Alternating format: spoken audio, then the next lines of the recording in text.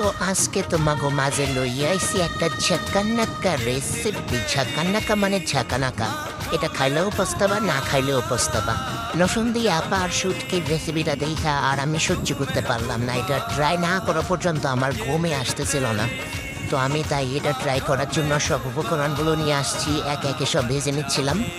আরেকটা কথা, এই ভর্তাটা যে না খাইছে সে তো পস্তাবেই, আর যে খাইছে সেও পস্তাবে। আর আরেকটা কথা হচ্ছে, যারা শুটকি একদমই পছন্দ করো না তোমরা 10 হাত দূরে থাকতে পারো, কেননা শুটকি একটা ইমোশন ভাই, একটা ইমোশন। যে লাইক করে, যে খায়, যে পছন্দ করে সে বুঝবে যে এটার মানে মর্মটা কি, এটা সবাই বুঝবে না। আর আরেকটা কথা, কেন বললাম যে এটা খাইলেও পস্তাবা, না খাইলেও পস্তাবা, কারণ এটা অনেক ঝাল। ঝাল মানে কি, ঝালের উপর যদি কিছু থাকে সেইটা। আর আরেকটা কথা হচ্ছে, অনেকজন শুটকি পছন্দ করে না, তাদের জন্য বললাম। এখন কথা হচ্ছে এটা খেতে কেমন টেস্ট হবে।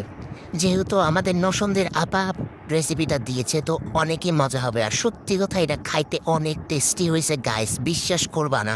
আমার এখন আবার জিভে পানি চলে আসছে। তো আজকের ভিডিওটা এই পর্যন্তই।